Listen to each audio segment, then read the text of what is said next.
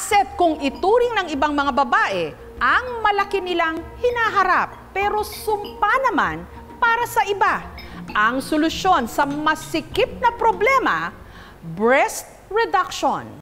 Ang isa sa mga hinirang na sexiest woman sa Pilipinas na si Ellen Adarna, aminadong ang kanyang dibdib may silicone implants. I had my implants removed. Pero kamakailan lang, pinatanggal na niya ito. Goodbye, breast implant illness. I can now breathe properly. Dahil kasi sa kanyang dibdib, madalas daw manakit ang kanyang likod, kaya madali rin siyang makaranas ng fatigue o pagkahapo.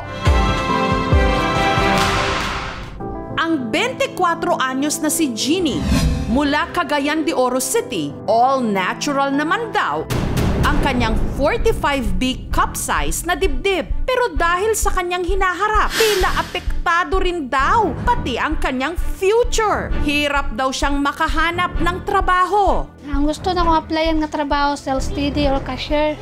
Tungod sa akong tutoy, ma'am, munang di ko madawat sa akong trabaho, ma'am. Kaya dili, pagtanaw na ako, dili normal akong lawas. Wala na kong self-confidence. 12 anyos lang daw siya nung napansin niya ang mabilis na paglaki nito. Pero gasakit akong tutoy ato.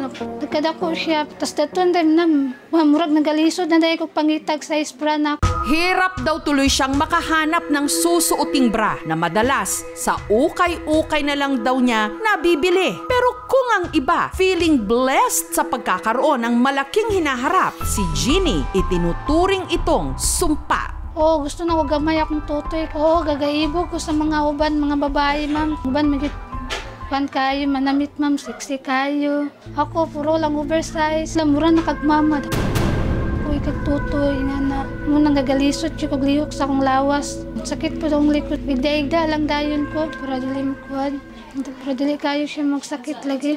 Pati haya lang din daw kung siya'y matulog. Lalo't hirap siyang huminga sa tuwing naiipit ang kanyang dibdib. Sa akong pampaliton ka na mga oversize para dili kayo maklaro akong tutoy. Yun mga tao, mga bastos. Kasi mabastusan po ko sa akong kaugalingo. Ko kagawas sa balay, kahit kaulaw ko. Nagpakonsulta na siya sa isang espesyalista.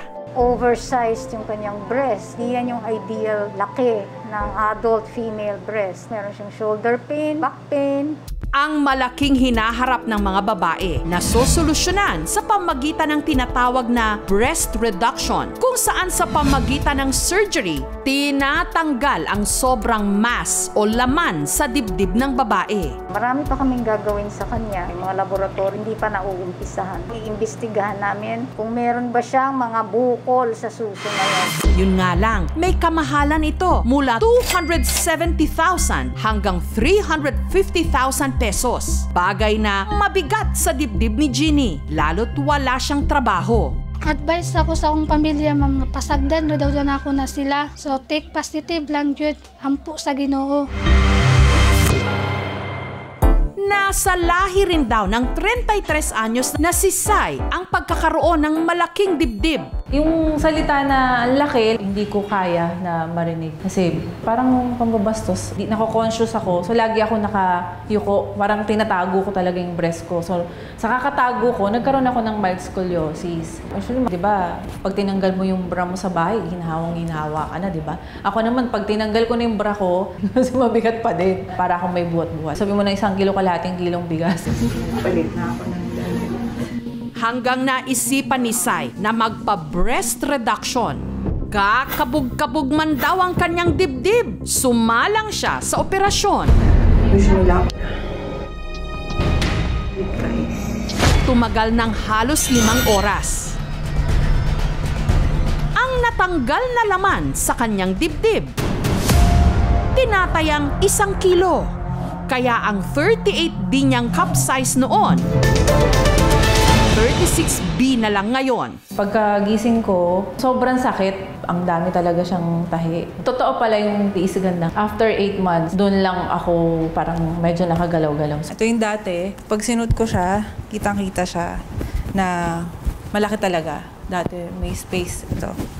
Yan. So ngayon, itong wireless. So, sukat na siya ngayon. Wala siyang wire kasi hindi na siya advisable sa akin na may mga tahi ako dito. Ang nagastos niya sa kanyang breast reduction procedure, 320,000 pesos. Mas naging confident ako ngayon. Ang breast reduction, ginagawa lang yan dahil malaki masyado yung breast ng pasyente. Nakakahindir na rin to sa mobility. Gugustuhin ba nila na magkakaroon ng peklat? No, yun yung positive effect kasi magiging mas maganda ng tingnan ang breast. Na ngayon, kung okay naman sila, all they have to do is go to a certified and more experienced surgeon. Kung gusto nila magpa-breast reduction, dapat buo yung decision nila. Kailangan meron dahilan din para at least walang pagsisisi sa huli. Sana ang mga babaeng may ganito ring kabigat na problema, gumaan ang dinadala.